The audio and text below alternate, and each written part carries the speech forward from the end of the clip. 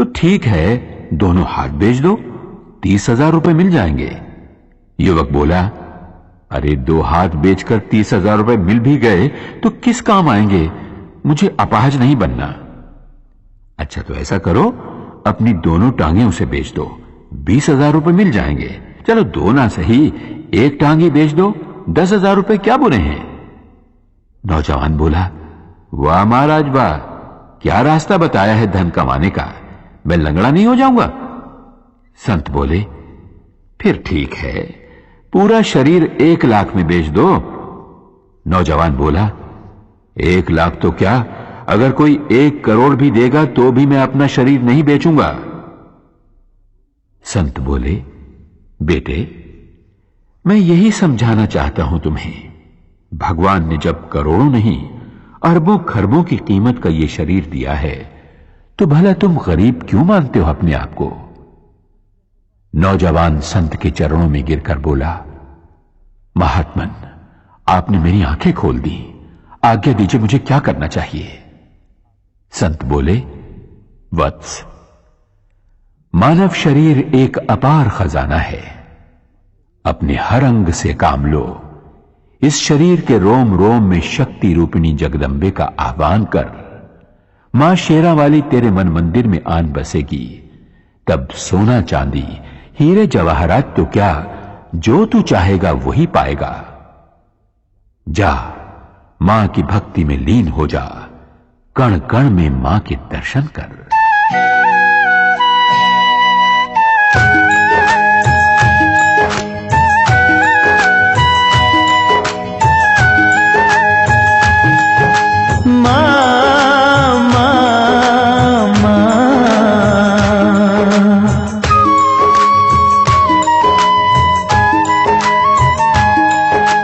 बसी हो कण कण अंदर मां, तुम बसी हो कण कण अंदर मां, हम ढूंढते रह गए मंदिर में। बसी हो कण कण अंदर मां, हम ढूंढते रह गए मंदिर में। हम मूढ़मती हम अनजाने, हम मूढ़मती हम अनजाने, मां सार तुम्हारा क्या जाने।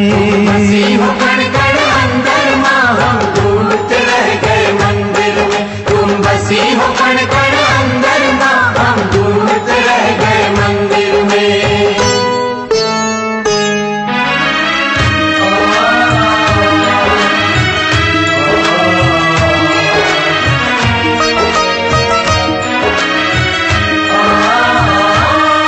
तेरी माया को ना जान सके, तुझको न कभी पहचान सके, हम मोह की निद्रा सोए रहे, माँ इधर उधर ही खोए रहे। तू सूरज तू ही चंद्रमा, तू सूरज तू ही चंद्रमा, हम ढूंढते रह गए मंदिर में। बसी हो कण कण अंदर मां, हम ढूंढते रह गए मंदिर में। तुम बसी हो कण कण अंदर मां, हम ढूंढते रह गए मंदिर में।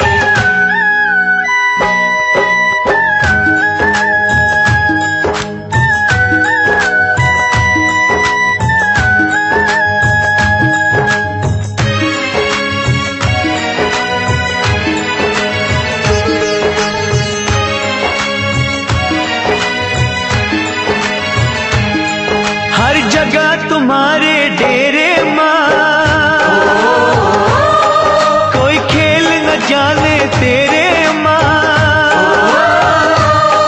इन नैनों को ना पता लगे किस रूप में तेरी ज्योत जगे। तू पर्वत तू ही समंदर माँ, तू पर्वत तू ही समंदर माँ, हम ढूंढते रह गए मंदिर में। बसी हो कण कण अंदर मां, हम ढूंढते रह गए मंदिर में। तुम बसी हो कण कण अंदर मां, हम ढूंढते रह गए मंदिर में।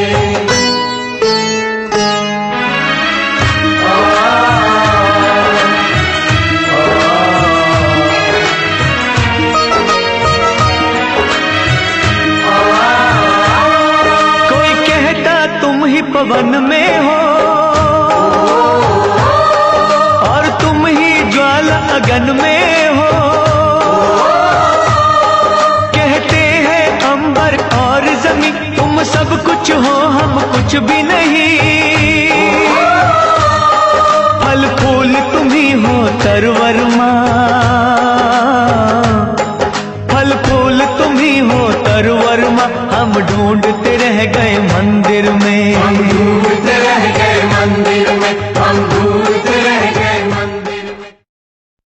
दुर्भागी और अभिमानी मनुष्य दयाहीन होकर अनजाने में पापों की गठरियां बांध लेते हैं। एक रानी थी, नाम था रूपमती।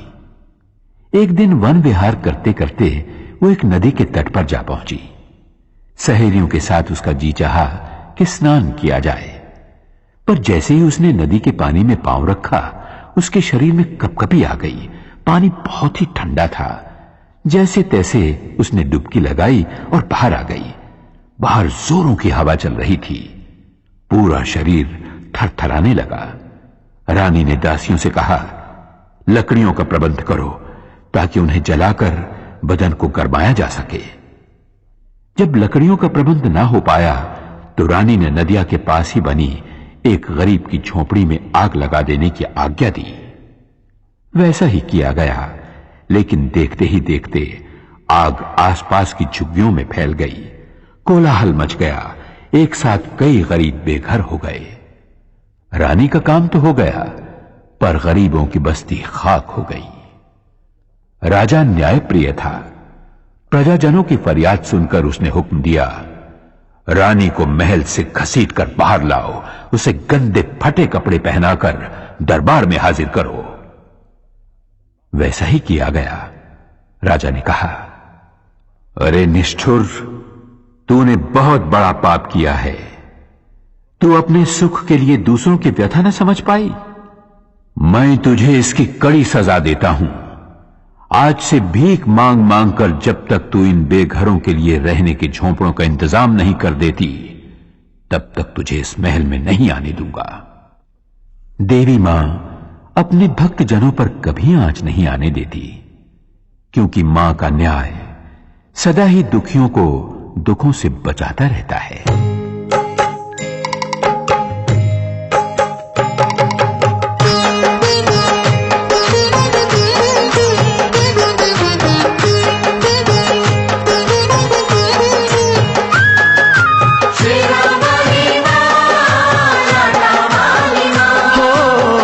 तुम्हारे भक्त जनों पे आए क्यों, जिस पे तुम्हारा हाथ है वो दुख पाए क्यों। आज तुम्हारे भक्त जनों पे आए क्यों, जिस पे तुम्हारा हाथ है वो दुख पाए क्यों, जिस पे तुम्हारा हाथ है वो दुख पाए क्यों।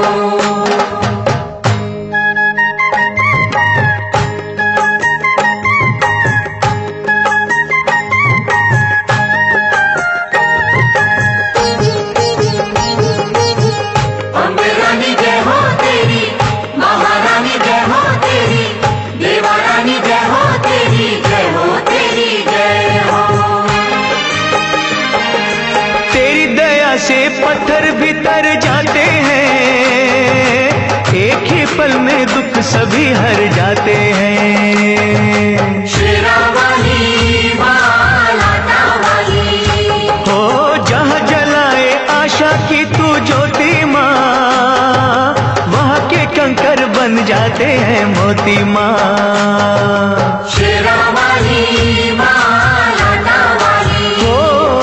तेरा पुजारी संकट में घबराए क्यों, जिस पे तुम्हारा हाथ है वो दुख पाए क्यों। आज तुम्हारे भक्त जनों पे आए क्यों, जिस पे तुम्हारा हाथ है वो दुख पाए क्यों।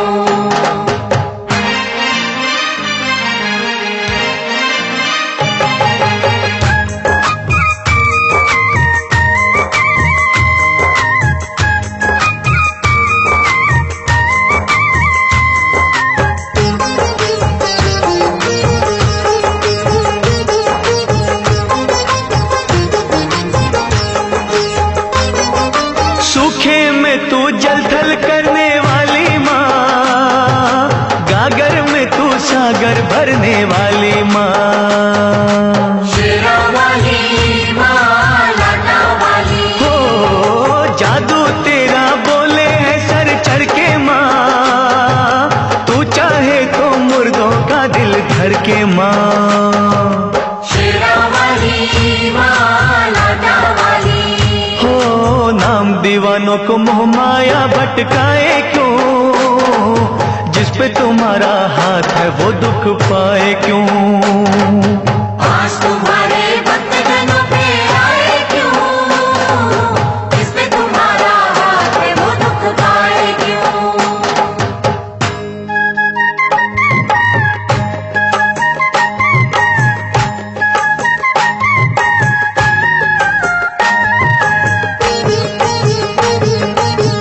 महाकाली जय हो तेरी, भद्रकाली जय हो तेरी, खंडे वाली जय हो तेरी, जय हो तेरी जय हो।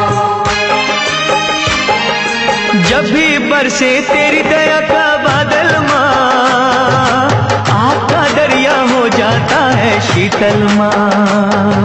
शेरा वाली माँ, लाटा वाली। हो होनी को अनहोनी तुम ही करती हो, संकट हरनी सबके संकट हरती हो। शेरा वाली माँ, लाटा वाली। हो फिर ये तेरा बंदा नीर बहाए क्यों, जिस पे तुम्हारा हाथ है वो दुख पाए क्यों।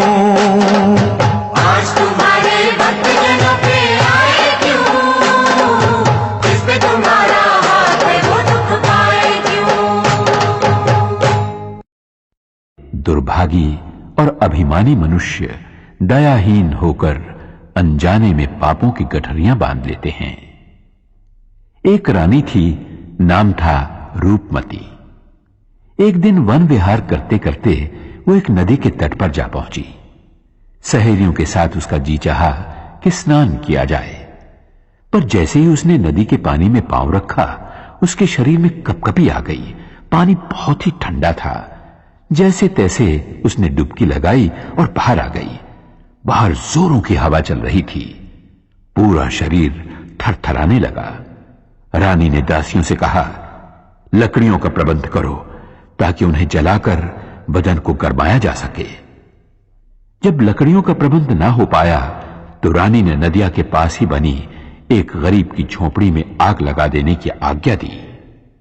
वैसा ही किया गया, लेकिन देखते ही देखते आग आसपास की झुग्गियों में फैल गई। कोलाहल मच गया। एक साथ कई गरीब बेघर हो गए। रानी का काम तो हो गया, पर गरीबों की बस्ती खाक हो गई। राजा न्यायप्रिय था। प्रजाजनों की फरियाद सुनकर उसने हुक्म दिया, रानी को महल से घसीटकर बाहर लाओ, उसे गंदे फटे कपड़े पहनाकर दरबार में हाजिर करो। वैसा ही किया गया। राजा ने कहा, अरे निष्ठुर, तूने बहुत बड़ा पाप किया है। तू अपने सुख के लिए दूसरों की व्यथा न समझ पाई। मैं तुझे इसकी कड़ी सजा देता हूं। आज से भीख मांग मांग कर जब तक तू इन बेघरों के लिए रहने के झोंपड़ों का इंतजाम नहीं कर देती, तब तक तुझे इस महल में नहीं आने दूंगा। देवी मां अपने भक्त जनों पर कभी आंच नहीं आने देती, क्योंकि मां का न्याय सदा ही दुखियों को दुखों से बचाता रहता है।